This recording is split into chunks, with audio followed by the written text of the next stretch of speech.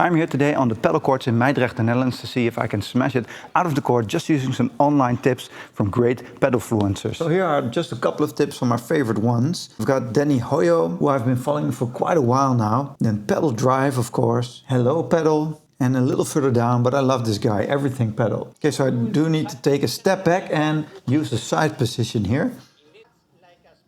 Okay, so I need to compress down and then jump a little bit and use the force of the swing.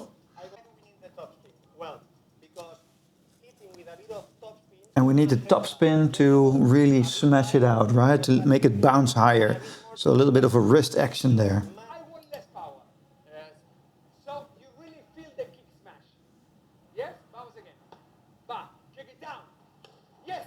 It's not all about the power, so it's more about getting the right bounce in the right area. And my favorite tips here from Everything Pedal is hit at the top of the racket and also have the Adidas racket. And also hit it on the court on the right side and then have it bounce off the top of the glass, right? So let's try these tips.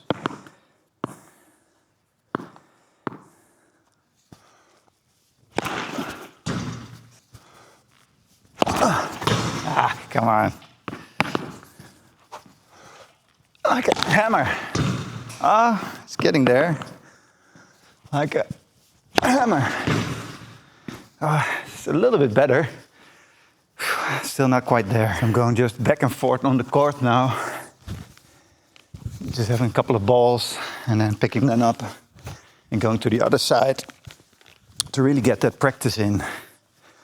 I got one outside of the court, but yeah, I just hit it over, right? So that doesn't really count. But let's try some other ones. Okay.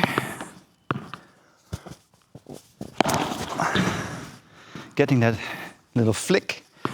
Trying to get that little flick in there. Oh, almost. A lot better than in the beginning, though. No, that wasn't it at all. Okay, so let's get another couple of ones in. I really didn't know what I was doing smashing before I tried this, right? So I'm a pretty defensive player in every sport that I do. In soccer, I was a defender. In table tennis, I always go way back behind the table and then defend and slice, that sort of thing. But I really want to get into attacking with pedals some more because, well, you really need to, right? It was harder. I need to get a little bit of topspin in there, I think. Oh, and of course, aim it for the fence, for the back wall, so it can pop out. Nope, not yet. It really takes the wind out of you, though. That smash practice. A lot more than practicing defending and practicing using the walls, that sort of thing.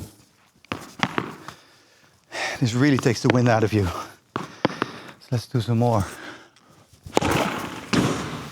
Nope. I got the angle right this time. Oh, so close. Oh, I can almost taste it. No. They're getting a lot further down back, though. So I just need a little pop out there.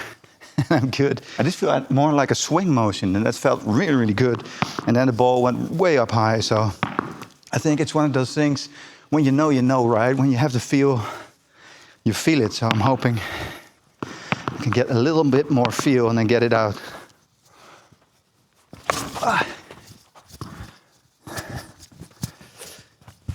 Okay, I need a redo on that one.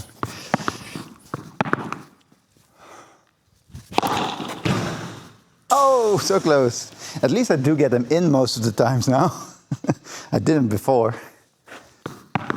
And the good thing about recording yourself is that you can look back at the footage and then look at what you're doing wrong, right? So I can analyze my form and I see what I did wrong.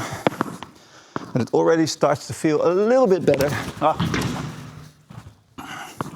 when hitting the balls. So a lot of it is timing. Okay, so one thing I should probably mention, it's 11 degrees Celsius out here today in the Netherlands, so that might make it a little bit harder. No excuse, of course, because you just need good technique. And I want to get one out. Ooh, the one's almost across the line.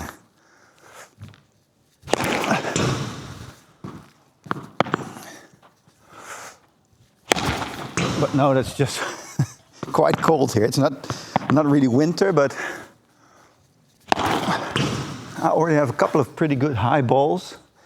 But I need to aim it more a little bit center court here, middle between that line and that line. So I can really fly out on the top of the glass there. That's one of the main tips that they give. Sorry, I'm a little bit out of breath. So if I aim it a little bit more in the middle there, perhaps I can get one. Now it's all the way back to the back line there, to the baseline. Ah, yeah. So it was a lot closer. Oh no, come on. Oh, so close. Did you see that? Oh, so close. Oh, I'm gonna get one today, I know that for sure. You should definitely check out those videos. I'll link to them down in the description, so you can check them out. There's a couple of great videos in there. I already showed a couple of clips, right, with the main tips, but check them out. Great paddle players, great coaches. Vamos. Ah, so close. They make it seem so easy on the YouTube channels, right? Just hit it out, pop it out, or portraits it out with a little kick, but so far, no bueno. Oh, so close. Okay, so I've been practicing this for about an hour now, and my arm is getting a little tired here. So I think I'm going to call it and say I couldn't do this in one day, and come back when it's a little bit warmer here, and perhaps see if I can pop them out that way. So I'll see you on another day. So I've been watching my footage today while I'm editing it, and I have to say there are a lot of mistakes. But the things that I notice most is I'm not really compressing that much. So I can compress and generate a lot more power that way. I don't know for sure that I'm really giving it a kick, really giving it that topspin. So I'm going to practice that. And I definitely don't hit it at the highest point. Okay, this is day 2. It's not really any warmer, but the sun's out, so I'm hoping the courts will warm up just a bit and get to some smashing again. So I'm really going to lean more into getting a full swing today. Okay, so number 1, here we go. How amazing would it be to immediately get the first one right out of the court, right?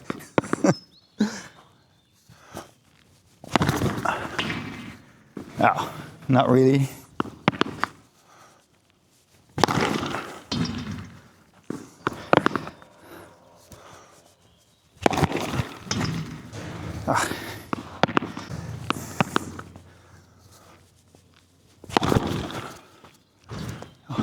Oh, it went out all right.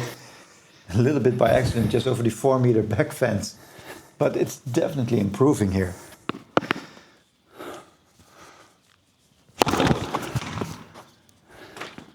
And now one back over the net to my side of the court.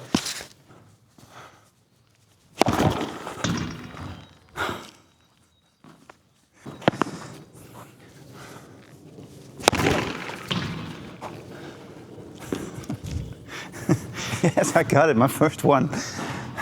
Portraits right out of the corner there. Wow, and on day 2, well, my form isn't exactly perfect, I think, but I feel like I'm getting more of a swing now. And I also found this tip from Padel Drive, from where to play it from. So more to the side gives you better angle, so I'm going to try that. And I saw this tip from the same video, to train it, to see if you have that topspin, if the ball jumps to the side. So I'm definitely going to try that. So it's early in the morning. I'm here at the Padel Club in Mijdrecht. Again, as you can see, there's no one here yet. It's 8 a.m., but I'm gonna get that practice in. So let's try to bounce it off the wall to the side. So this should also be good as a little warming up exercise, right? I need to hit it straight to the glass, and then the bounce will go off to the right, to my right.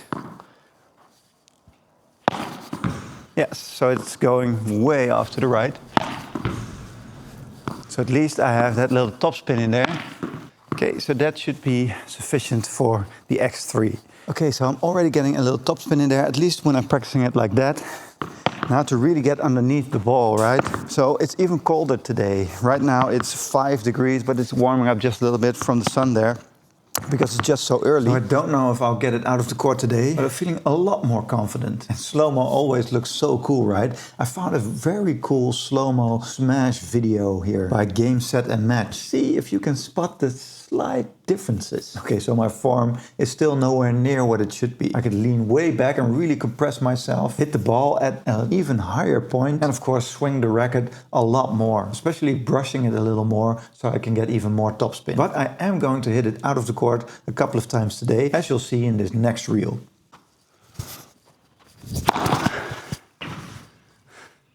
Yes! Sort of. Yes! Whoa, what a workout. So I already feel I'm getting a little bit more consistent.